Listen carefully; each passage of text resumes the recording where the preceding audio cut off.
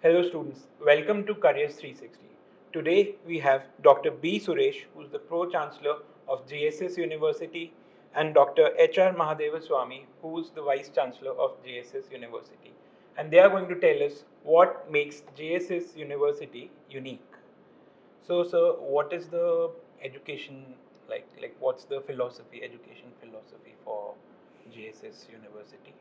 JSS University is built on the legacy of the Sutur Mutt at Mysore, which is in the southern part of India, as you know. And JSS has built its reputation in professional education across the country. Besides this young new JSS University in Noida that has come, we have two very leading and well-known universities in Mysore. One is the JSS Academy of Higher Education and Research and JSS Science and Technology University. Both these universities have made a niche for themselves in the field of education, research, training, outreach, and industrial collaborations and global collaborations. Built on this legacy, the JSS University Noida was established last year. Though it's a young university, um, it has been there for more than 25 years as JSS Academy of Technical Education in Noida. Actually, when this JSS Academy of Technical Education in Noida was established in 97, in the first beginning years, it was the most sought after institution and continues to be so even now after 25 years. So there is a rich legacy of JS Academy of Technical Education also, which was here in Noida and serving the population of this region and neighboring states in a very great way. Built on all this is the JSS University Noida. Now here at JSS University Noida, we have got a larger vision than being a college. When you are a college, you can do only so much. You have a curriculum that is guided by the affiliating university. For collaborations, you cannot go out and collaborate so easily and all that. But now, with the JSS University Noida being a private university established under the UP Act, we are free to design our own curriculum.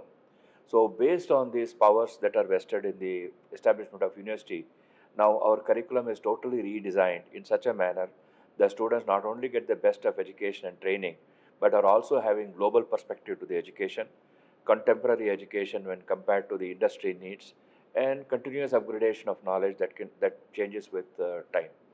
Second is the university gives us the offer of opportunity for collaborating across the country as well as overseas.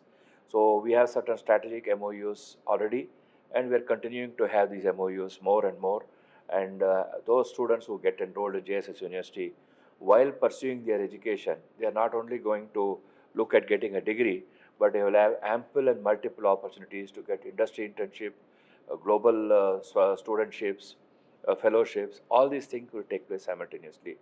And guided by the visionary leadership of His Holiness Swamiji, we have a very strong governing body of the university. It is having members like Dr. Baba Kalyani, the chairman of the Bharat Axle. It has Dr. Kiran Kumar, who was a former chairman of ISRO. Then we have one Dr. Lingaraj Patil. He is a great intellectualist in Hyderabad. So he is there with us. We have got Justice Banur Mat. So it's a body consisting of eminent people who are going to steer this university go to the next level. So the very fact such people have agreed to be on the platform. I forgot mentioning Dr. Sudha Murthy, who is a Rajya Sabha member now. She is also on our governing body. So you can imagine when these people are there, it is not only my vision or the institution vision. These people's vision also get translated into the university's growth, and that we expect is going to be a game changer in the region. Okay, so you mentioned internships also. So there's global internships also. So how do you help the students when it comes to that? See, what happens is somewhere on the fifth and sixth semester, the opportunities will be opened up to the students that whether they would like to have a short internship. Maybe it can be anywhere between 6 weeks to 6 months, depending upon what the student wants to do and how you can do it. We have strategic MOUs with like Howard University in USA. We have with University of North Carolina.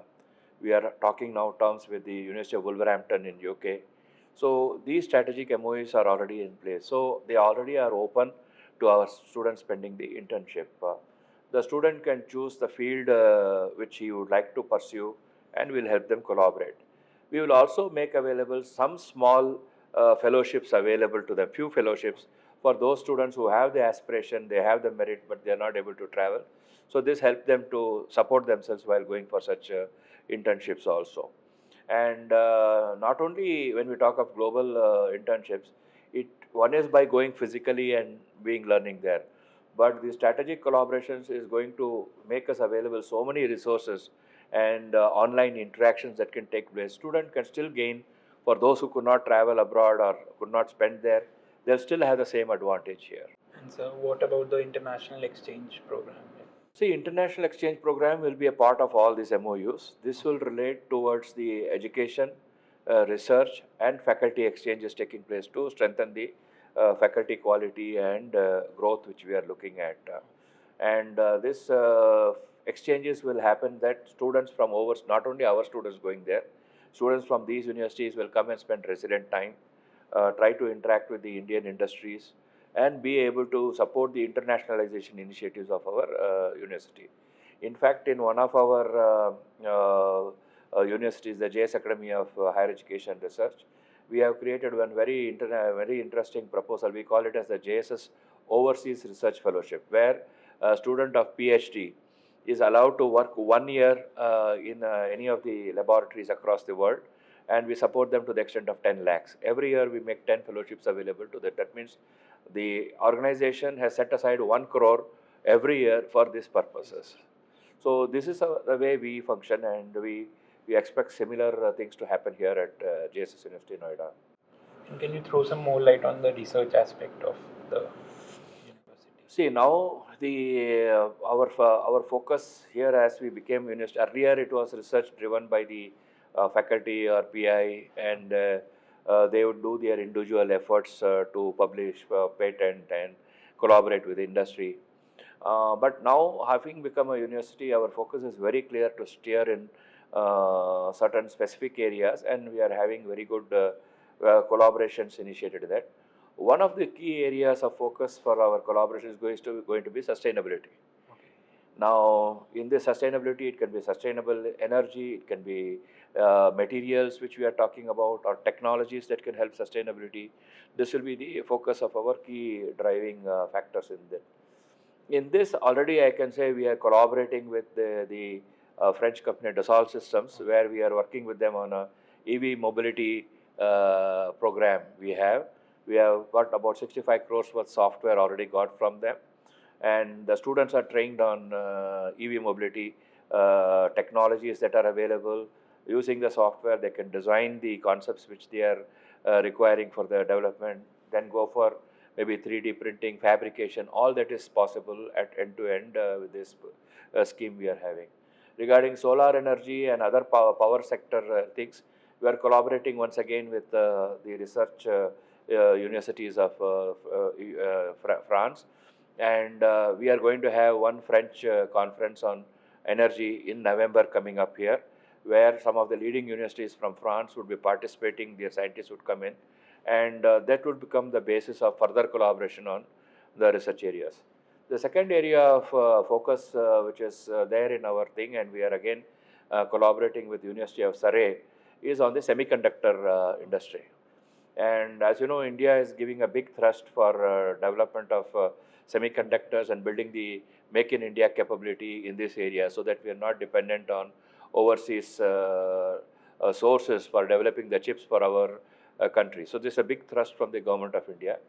Aligning with that, we are collaborating with the semiconductor industry. As you know, the semiconductor industry has got 3 levels. One is the design level, materials level, and then the fabrication level. Definitely design level we will be able to do with the softwares that will be available to do it. Fabrication and this what you call as materials, maybe we'll have to go and work with some industries in Gujarat or overseas also. We will be collaborating and doing it. So semiconductor is going to be the third area. Of course, the last one, but the most important being talked about by everywhere, is about AI and ML. Again, we are having strategic collaborations going on in this area. I think in another 3 to 6 months, we will have some of the major peers working in this area working with us. In fact, the HCL Technologies also has discussed with us about in this specific area. We are working out details with them. So how do you how does the curriculum is updated when it comes to AI and ML? See, the curriculum is updated with the participation of the industry. Okay. Basically, they come and give us the inputs on what you call as what the changes that are happening. And our clear idea when we discuss about curriculum is the curriculum is a broad structure. We have to have a framework we are having, but the knowledge and technology is dynamic. It's continuously to do it. So we always have to create a room for bringing about 10 to 20% of change every year if needed in that particular portion, that advancement that has happened. The broad curriculum remains, but inside that, the changes that are there, without making too much of turbulence in the area, will be integrating and going on. Industry feedback and industry participation in this curriculum is one of our major emphasis and also strengths here. And so, what about the mentorship program? See, there are two types of mentorship which we encourage. One is the institutional mentorship. So we divide our students into 10 to 15 students under one teacher, and it is what you call as vertical integration is there. The same teacher would continue to mentor the same number of students throughout he passes out till the fourth year. So every stage the mentor would be they are available to the students to guide them and take them. Then we also have what we call as the industry mentors or peer mentors. So based on the student interest, let us say some of our students are interested in, say, in formula racing technology, cars. So we get those mentors to sit with them and move forward. Similarly, yesterday I had a very interesting presentation from the students here who are competing with to present their presentation in ISRO-based event about rocketry. So they are designing something and doing. So we get help from the industries from that. Not only that, we have in our campus itself here, right here in Noida, in this campus, the Science and Technology Entrepreneurs Park. There are more than 40, 50 startups who are working here in this ecosystem, and they are available to them to mentor them in the different phases of their career. So the the institution mentorship is there, and also peer or industry mentorship is available to the students. And so, can you emphasize, can you talk about the outcome-based thing? I think more than me speaking about outcome-based education, our Vice Chancellor should be able to tell more because I am basically a pharmacist by training, so I may relate to my field, but Dr. Mahadevaswamy is our faculty from the engineering discipline. He is himself an eminent professor in ECE, and I'm sure he has got some great ideas to talk about outcome-based education. I hope it's okay. Yes. He can do it. Yeah. So outcome-based education, because we are integrated with every curriculum. That means complete curriculum designed based on the OBE, outcome-based education system, where we define the course objective for each of the course, and then also we have a program objective.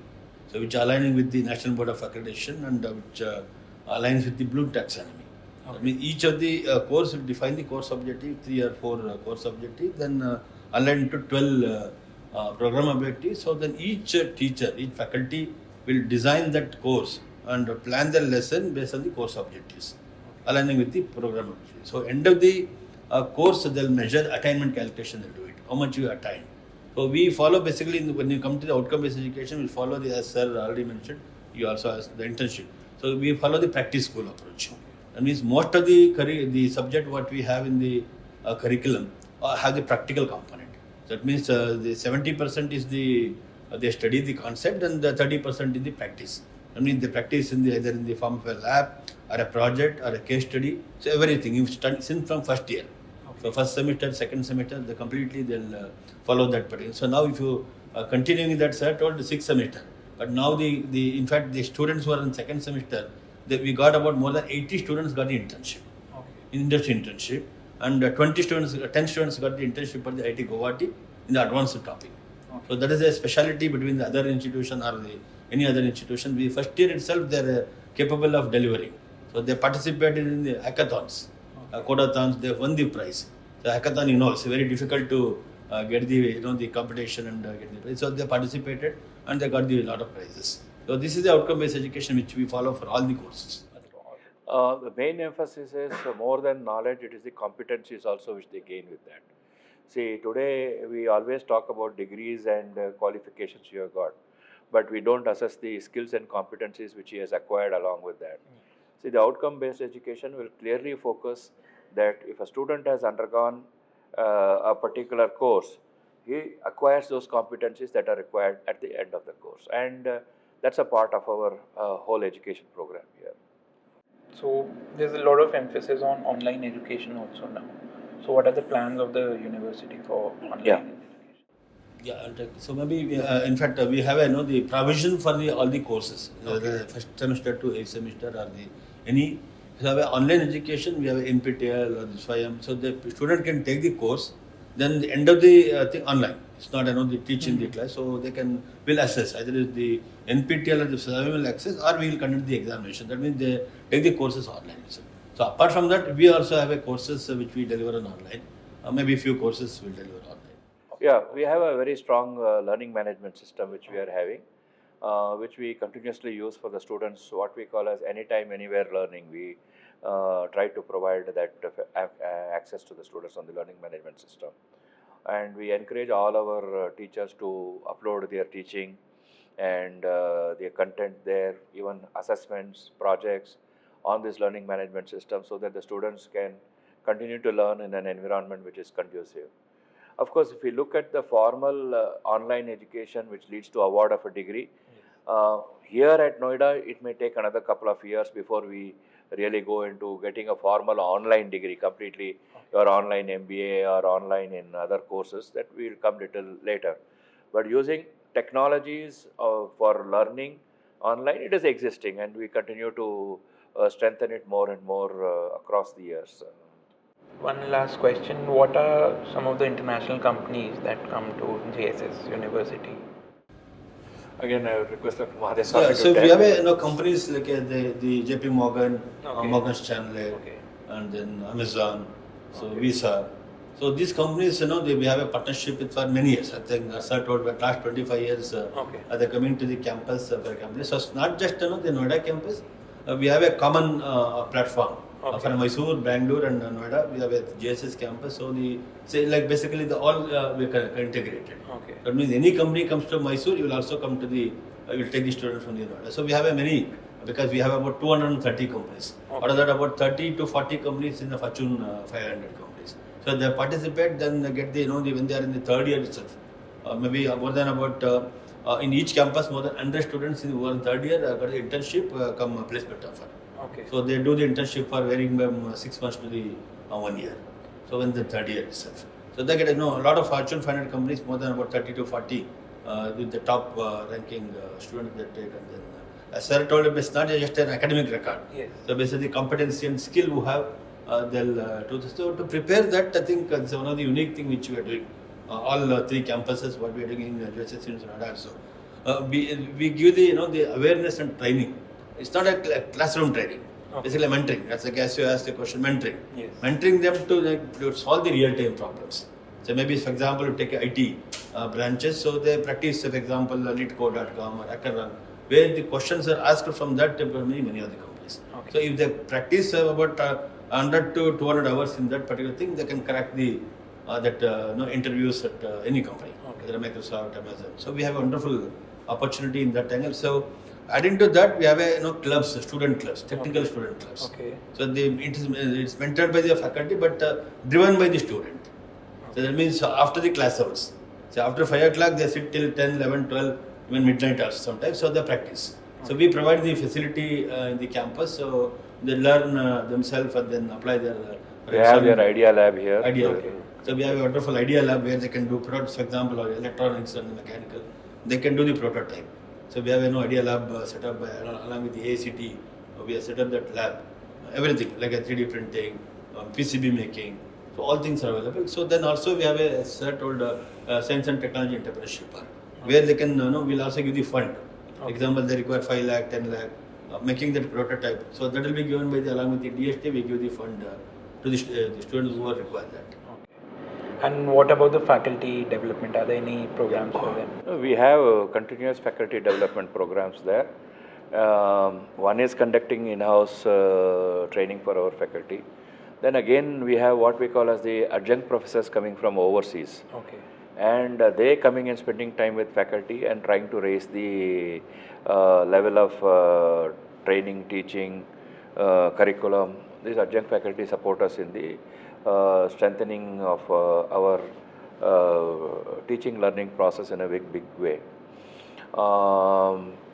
Continuously faculty development is one step. Second is attracting faculty who are distinguished themselves either in India or overseas. We invite them through various schemes. We have the what you call as the popular Ramalingaswamy Fellowship or Ramanujam Fellowship. We support them to come here on those fellowships and then work with us and absorb them. So this is a continuous process which we are having on that. Regular modules go on, that there's no issue. I am looking beyond that is what I am trying to tell. And so, your last thoughts, if you would want to add something. Yeah, I would like to say here that then I will ask our Vice Chancellor also to add. When we got this university, we had the opportunity to meet the Honorable Chief Minister Yogi ji at his office, and we took his wishes. And our Chancellor also was there, His Holiness Jagadguru Sri Shivratri Deshkendra Swamiji. So he asked one specific question, okay, what is your university going to do? How are you going to make the best for the UP? I assured him on behalf of all of us that we will try to make this university within a period of 3 years one of the most respected university in the state, and that is our goal. And that will happen through good quality education, research, training, and also moving forward in what type of impact we are creating in the society here, the ecosystem here. So that is going to be our continuous effort, and we are mission driven, vision driven both. It is not just we put a fancy vision and then forget. We are mission driven. We want to see that it happens. One more point I would like to add here is that it may visibly seem as a engineering or technology based institution, but we have here good successful pharmacy programs, MBA programs, and in the coming years we are going to give a lot of thrust on the Indian knowledge system. So you will find later this year or next year offering programs in unique subjects in Indian knowledge systems. So that is going to create a different dimension for a university in this state, in this region which we are looking at. So definitely we have a great responsibility having given the commitment. We will be driving towards that and achieve that. You want to add something? Yeah, so adding to Sir's view, what is the uniqueness, what we are commitment to society or the nation or this region or globally? We have a unique model. So I think probably we are told about entrepreneurship and also innovation. Okay. Innovation, we are coming with a model called Acquire. I don't know, you know acquisition, acquire. Then we are coming with a model called Acquire, where the students who are good at, we give about 25 to 30 credits course for a period of 3 years, and they can get a binary degree, number one. Okay. Number two, along with that journey, whatever the idea they have, innovation they have, and we have we're going to do the 2-3 partnership. They fund that ideas to make a prototype and make this. So what they need not to create a company. They can work on that. They create a solution, product, or the POC, whatever they make. So that will be acquired by a company, like a big company, a small company. They'll acquire that. They pay huge amount of money for acquisition. Okay. So that when the idea is acquired, the student will get the money, and of course the investor will get the money. Number one. Number two. These students are going to work with that company. This is called Acquire. Okay. Hire, HIRE. So this is a model which we have thought of, and then we are going to implement from this academic year, where it's going to create a lot of opportunities in coming years. Okay. And any last message for the students? When you are joining JSS, you are not just joining for the sake of getting a degree. We are going to build your career, so that's why you are coming to us. So every step you are going to go with JSS, there will be good mentorship, guidance, and help you achieve your goals in life. And you can just go to the different social media platform and Google and just search and see. You will find several well-settled JSS students across the world who have passed out from JSS, including the JSS campus in Noida. You will find the success stories there. So when you join JSS, you are securing a very good career and future with us. That's what I would like to say. Let me just to add to that. we believe. So the JSS is a value-driven and value-adding and value creation organization. So this is what I can communicate to the students. Thank you.